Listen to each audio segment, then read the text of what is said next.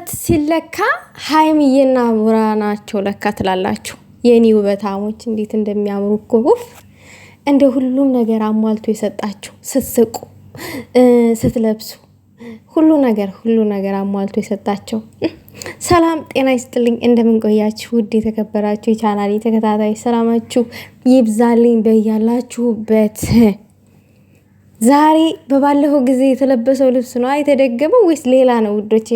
አይኔ ነው ወይስ ሌላ ነው? በድጋሚ ቪዲዮ እንሰራለን በዚህ ልብስ ብለውን ነበረ።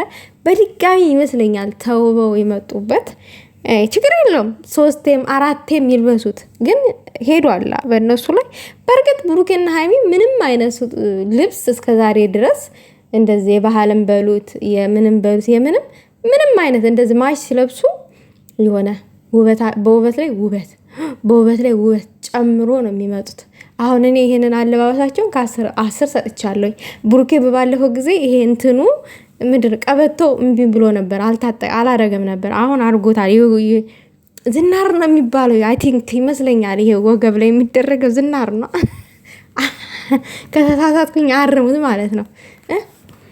የሆነ ግጥም እኮ ራሱ ነበረ። ምንድን ነው የሚባለው? በሌላ ቀን እገጥምለታለሁ። ለዛ አለባበሱ ለብሩኬ ላማቼ ማለት ነው ትላላችሁ። አልተዘጋጁበትም። ዝናሩ ወገቡ ደረደረው ነው ምንድን ነው? ቆይ ይምጣ የራያ ልጅ የተገናደመው ወገቡን ዝናርህ።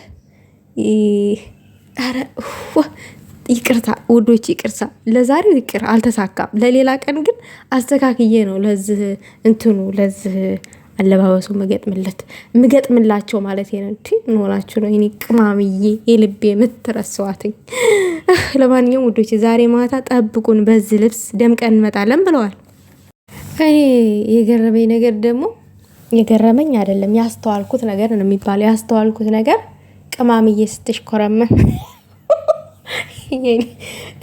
የኔ አብሮ መሽኮርመም ምን ይሉታል? አይ ቅማምዬ አልቅብሽ እንደው ትትሽኮረመሚ። ምሽቱን ደግሞ አደመቃችሁልና ኑሩልን። የምር እናንተ የሳቃችን ምንጮች፣ የምር የፈገግታችን ምንጮች እኮ ናችሁ።